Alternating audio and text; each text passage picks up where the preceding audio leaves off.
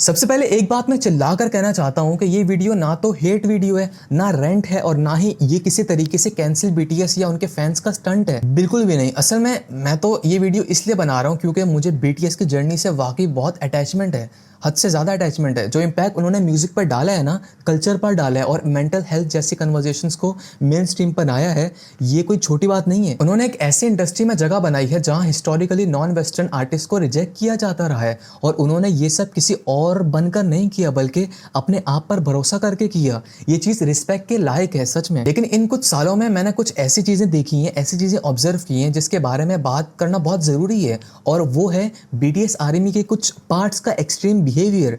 मैं पूरी फैंडम की बात नहीं कर रहा, मैं उन फैंस की बात कर रहा हूँ जो टॉक्सिसिटी का सोर्स बन गए हैं, जो इतने इंटेंस हो चुके हैं कि लोग कोई भी ओपिनियन एक्सप्रेस करने से पहले सोचने पर मजबूर हो जाते हैं कि उन पर टॉक्सिक बीटीएस फैंस की बोmbardment हो सकती है अगर उनके ओपिनियन जरा सा भी बीटीएस के अगेंस्ट हुए। बुलिंग, टॉक्सिंग, कैंसल कैंपेन्स सब कुछ चल रहा है भाई। और मैं वो बंदा हूँ जो हमेशा ओपन कन्वर्जेशंस पर बिलीव करता हूँ। तो अगर हम इस पे कभी बात ही नहीं करेंगे तो फिर चीज़ें कब और कैसे चेंज होंगी। ज़रा एक सेकंड रुक कर सोचो कि बीटीएस की पावर असल में है क्या। ये सिर्फ एक के पॉप ग्रुप नहीं है, ये एक ग्लोबल मूवमेंट है। वो स्टेडियम्स फिल करते हैं उन कंट्रीज में जहाँ लोग कोरियन बोलना तक नहीं जानते। कितनी क्रेजी बात है ना ये। इससे पता चलता है कि कितनी नेक्स्ट लेवल की हाइप है इनकी। वो चार्ट टॉप करते हैं, ग्रैमी नॉमिनेशंस तक चले जाते हैं, यूनाइटेड नेशंस जाके स्पीचेस देते हैं और उनके ऊपर एकेडमिक रिसर्च होती है। मतलब ये सब देखकर एक ही लफ्ज़ निकलता है भाई, इनसेन। और इस सक्सेस के बाद आई बीटीएस आर्मी, शायद इंटरनेट की तारीख की सबसे ज़्यादा ऑर्गेनाइज्ड, डेडिकेटेड और पावरफुल फैंडम। यहाँ सबसे क्रेजी बात यह है कि इनमें ऐसे फैंस भी हैं जो कोरियन सीख रहे हैं सिर्फ उनका कंटेंट समझने के लिए। लाइक क्रेजी इन्फ्लुएंसर लिटरली, मतलब पाकिस्तानी, इंडियन, वो लोग कोरियन सीख रहे हैं ताकि वो बीटीएस या उस जैसे कंटेंट को समझ सकें। मैंने ऐसे कमेंट्स बहुत पढ़े हैं कि लोग कोरियन सीख रहे हैं उनके लिए। ये फैंस 24/7 कंटेंट ट्रांसलेट करते हैं, जो दुनिया भर में फैन इवेंट्स ऑर्गेनाइज करते हैं और म्यूजिक को स्ट्रीम करना उनकी फुल टाइम जॉब लगती है। ये डेडिकेशन वाकई खूबसूरत है लिटरली। लेकिन यहीं से मसला शुरू होता है ना, जब एक फैंडम इतना पावरफुल हो जाता है ना, वो इंटेंस भी बन जाता है, बहुत ज़्यादा शिद्दत इख्तियार कर लेते हैं, किसी भी छोटी सी क्रिटिसिज्म को डिसरिस्पेक्ट समझने लग जाते हैं। कोई आर्टिस्ट अगर बीटीएस को हरा कर कोई अवार्ड जीत जाए तो उसे रॉब कह दिया जाता है और अगर कोई बस इतना कह दे कि मुझे बीटीएस का म्यूजिक इतना ज़्यादा पसंद नहीं है तो ऑनलाइन अटैक होना शुरू हो जाते हैं उस पर। और ये जो इंटेंसिटी है ना, ये लोगों में एक फियर क्रिएट करती है, fear to talk, fear to express, fear of freedom. ये सब बहुत बुरा है। फियर टू जोक, कोई जोक नहीं क्रैक कर सकती बीटीएस को लेकर। और ये लव नहीं होता, ये कंट्रोल होता है। जो टॉक्सिक बीटीएस फैंस जो हैं, वो जो बीटीएस के फैंस नहीं हैं और जो अपना ओपिनियन रख रहे हैं उन पर बरसाते हैं। ये सब प्रेशर होता है और इसी पे मुझे बात करनी है इस वीडियो में। यहीं से ना मुझे पर्सनली डिस्कम्फर्ट फील होना शुरू हो गया है। मैंने देखा है मेरे कुछ फ्रेंड्स, यूट्यूबर्स और रैंडम लोग ना सोशल मीडिया पर सिर्फ एक ओपिनियन शेयर करते हैं और उनको हैरेसमेंट का सामना करना पड़ता है। और ये ट्रोल्स नहीं होते, ये डेथ थ्रेट्स होती हैं, प्राइवेट इन्फो लीक करने की धमकियाँ होती हैं, अकाउंट्स मास रिपोर्ट किए जाते हैं, अकाउंट्स उड़ जाते हैं, कैंसल कैंपेन्स चलने लग जाती हैं। मैं फिर से कह रहा हूँ, ये सब फैंस नहीं करते, लेकिन जो करते हैं ना वो बीटीएस के नाम पे करते हैं। तो आप सुन रहे हैं बीटीएस को? No, hell no. क्यों? मेरी मर्जी। भाई बेटी सुन रही है, आपको भी सुनना चाहिए। सुने। To connect with her. सुने। Absolutely यार, I love them. मतलब come on. I don't know. Myra wants to listen to BTS For song. God's sake, I don't know. I've heard a couple of songs now, but I don't remember. And of course, I mean, why not? और यही सबसे बड़ा मसला शुरू होता है। आप ये नहीं कह सकते कि आप लव स्प्रेड कर रहे हो जबकि आप किसी के मेंटल हेल्थ रूइन कर रहे हो, डिस्ट्रॉय कर रहे हो।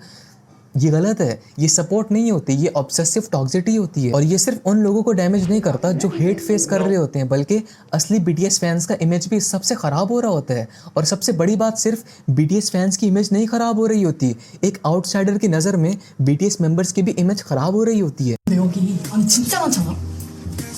야 그니까 여기서 아니 정말 다 되겠는데? 난 아니 싫어.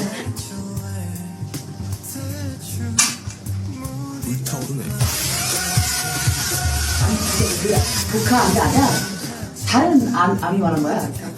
और दूसरी तरफ वो आर्मीज जो जेन्युइनली काइंड और पॉजिटिव हैं उनका भी नाम खराब हो रहा होता है। सबसे ज़्यादा जो मुझे स्केरी चीज़ लगती है ना वो ये है कि टॉक्सिक कल्चर लोगों को चुप करवा देते हैं। आर्टिस्ट तक डरे होते हैं कि बीटीएस के साथ अगर कोलैबोरेट किया तो कुछ भी हो सकते हैं। बीटीएस के जो फैंस हैं मुझ पर बरस सकते हैं क्योंकि उन्हें पता है कि फैंडम का रिएक्शन अनप्रिडिक्टेबल होता है। अगर किसी कोलैब में वो ज़्यादा चमक गए तो बैकलैश, अगर उनका कोई डायलॉग थोड़ा सा भी ना मिसअंडरस्टूड हो गया तो कैंसिल हैशटैग्स ट्रेंड पे आ जाते हैं ट्विटर पर। ये वो इंटरनेट नहीं जिसमें मैंने लॉगिन किया था, ये फैन कल्चर नहीं, ये आइडल वॉरशिप है और ये डेंजरस है सबसे ज़्यादा, हद से ज़्यादा। अब ज़रा कैमरा बीटीएस की तरफ घुमाओ, आपको पता है कि इन 7 बंदों पर कितनी प्रेशर होगा। हर वर्ड जो वो बोलते हैं डायसेक्ट होता है, हर आउटफिट जज होते हैं उनका और हर छोटी सी मूवमेंट चाहे वो सिर्फ आंख मारना हो एक टिकटॉक थ्योरी बन जाती है। चिप वॉर्स शुरू हो जाती हैं और उस ग्लिटर के पीछे इंसान हैं, रियल लोग जिनकी अपनी मेंटल हेल्थ है, इमोशंस हैं, प्राइवेट लाइफ्स हैं। लेकिन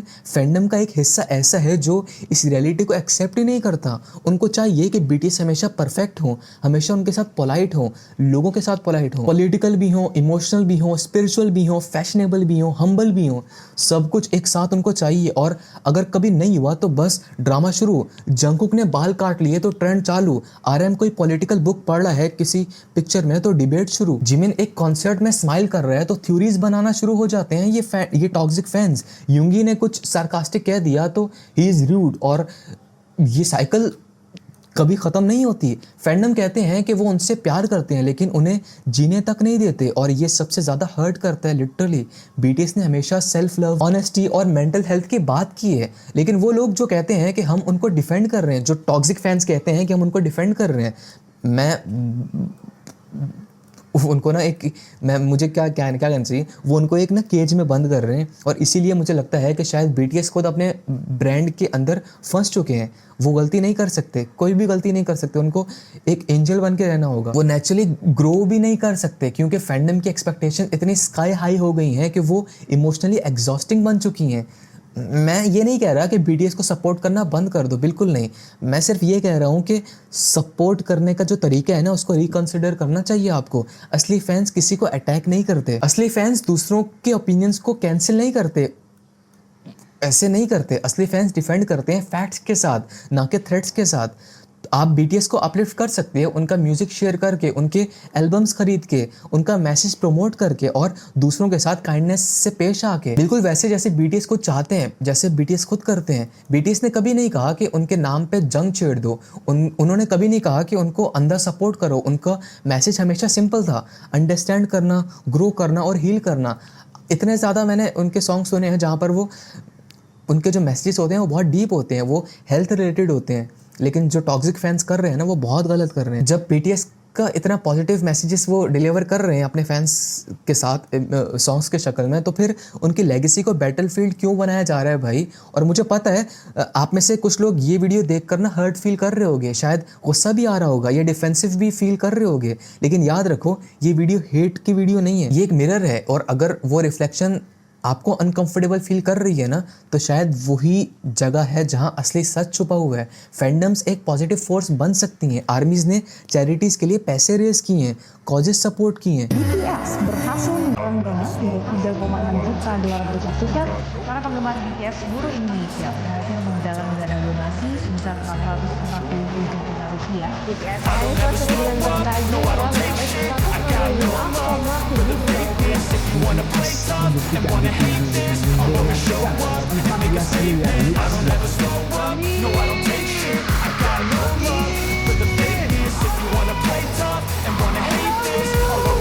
कोरियन को ट्रांसलेट करके ग्लोबल फैंस की मदद की है। ये सब इतना ब्यूटीफुल है, इस सब को ऑनलाइन बुलिंग और फैंडम वॉर्स के साथ क्यों बर्बाद करना भाई।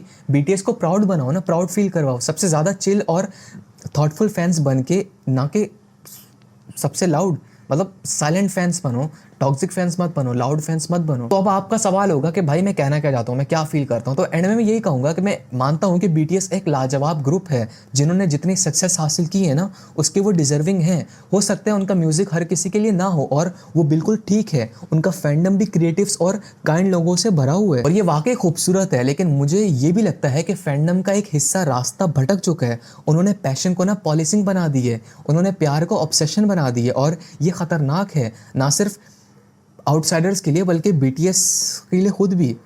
ये कोई स्टार्ट हेटिंग BTS वाली वीडियो नहीं है, मैं पहले बता दूं, ये एक सपोर्टिव वीडियो है, आई ओपनिंग वीडियो। क्योंकि जब लव एक वेपन बन जाए ना तो कोई नहीं जीतता इससे, ना फैंस, ना क्रिटिक्स, ना BTS। अगर आप आर्मी हो ना और ये देख रहे हो तो मैं वाकई रिस्पेक्ट करता हूँ कि आपने मुझे सुना। सच्ची में मैं इज्जत करता हूँ, मतलब आप चेंज लाना चाहते हो और अगर मेरी बातों ने आपको कुछ महसूस करवाया ना, डिस्कम्फर्ट फील करवाया या एग्रीमेंट जैसी फीलिंग्स आई अगर आपको, तो उसे इग्नोर मत करो। वही चीज़ है जिसको आपको बदलना है, वही आपको एक पॉजिटिव इंसान बनाएंगी।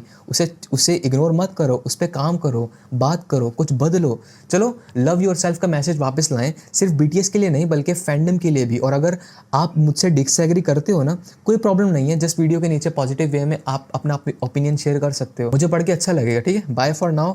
और एंड में मैं यही कहूँगा कि आपके बिहेवियर से ही आउटसाइडर्स को BTS मेंबर्स के बारे में पता चलता है। बिहेवियर पॉजिटिव होगा तो अच्छी इमेज जाएगी और नेगेटिव होगा तो बुरी इमेज जाएगी। बाय।